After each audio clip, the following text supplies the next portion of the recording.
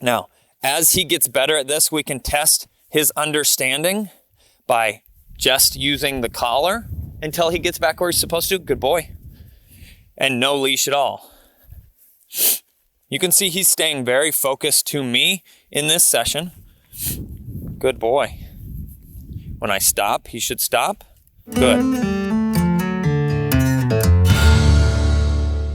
Hi guys, Ethan here with Standing Stone Kennels, and I've got Sprig. Today we're going to be showing how to make the transition from utilizing our EasyLead up over the dog's muzzle to being able to heel with the slip lead, and then hopefully all the way through to that transition to collar conditioning.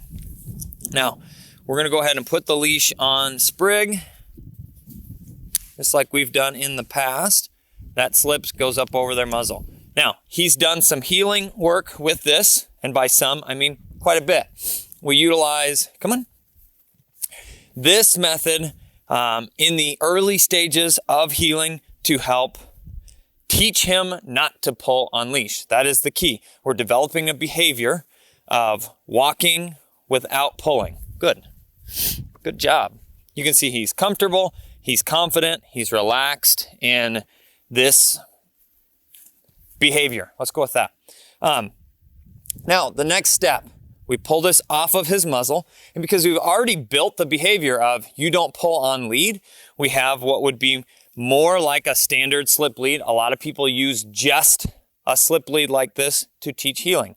But since we've already taught him how to walk by our side without pulling, this is going to go a lot easier. Heel. Good. Now you can hear I've started to incorporate that cue, heel, because he understands now how to walk by our side. We've developed that behavior and not pull. Good boy. He's doing a really nice job. If we need to make that correction, we've got this leash. We want to make sure there's not constant tension on it. Our hand is down. When he makes a mistake or he needs to be refocused, we're going to give a sharp pop on that leash. Heel. Good. Like this. Pop, pop, pop. Good. Till he's right back where he's supposed to be. Good job. Now, he's doing a really nice job with this. That's all through development of heeling with that lead flipped up over his muzzle. Now, that when your dog looks like this and they can heel in a low distraction situation like we have in the yard, you can make a small correction and they respond to that to be able to change directions and pay attention to you. You're ready to start. This would be the beginning stages of this.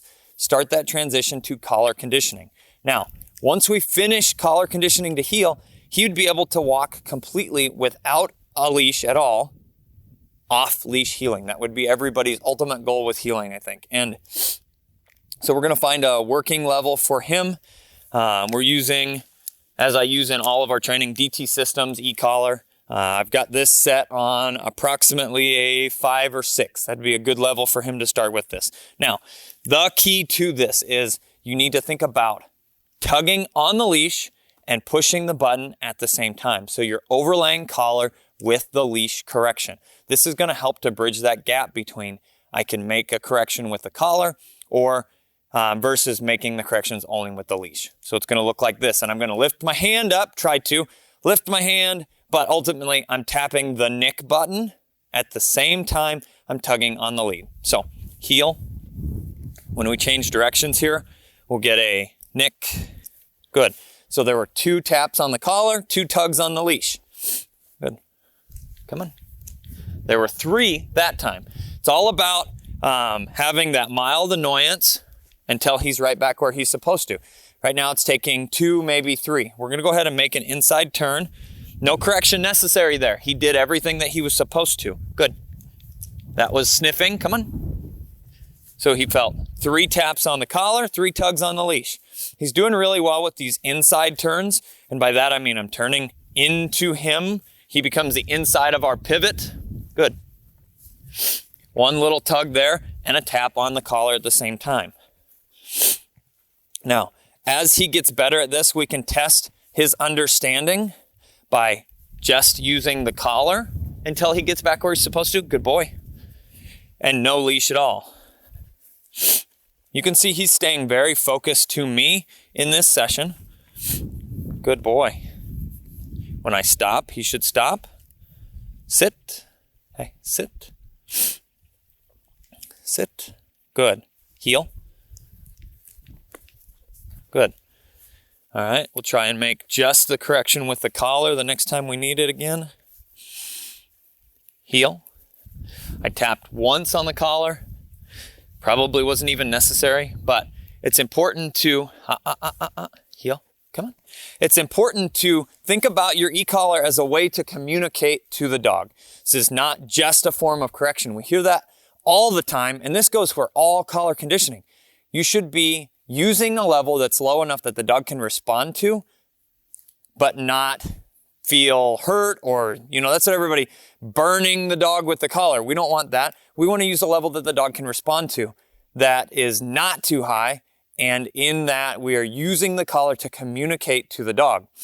Hey, pay attention to this, or hey, focus to this, or hey, listen to what I'm saying. We can redirect focus with the collar. And the more you use the collar, the better they're going to be conditioned to that, and the better they're going to respond to it. Heel. Heel. Nick. Good. Hey. You can see he anticipated that move because he's paying attention. Come on. Come on. Good. Come on. Now you can see I tapped twice in that turn, but there was no leash involved with that. So he's already getting to the point where he's responding. Come on. He's responding really well in this controlled environment. He's obviously far from finished and ready for off-lead heeling, but he's definitely got a great start, and that's all through starting with that EasyLead to begin with, moving to just the slip style leash, and then beginning to overlay that e-collar. Our step with this, our next step will be just to rep this a lot. The more you change direction in your session, the more the dog has to focus on your position. As he gets better, we can add distractions where he's heeling around while other dogs are doing things, or through the grass or anywhere. The more that you add to that, the better off he's going to be in the long run. And we're going to stop relying on having this leash here to help tug him along, and relying more on the e-collar to make the correction when necessary. So as he progresses, he will move right into just collar conditioning to heel, and that would be our ultimate goal. But that's where I'm going to end this session, guys. I think he did a really nice job. Thanks everybody for watching, and we will catch you next time.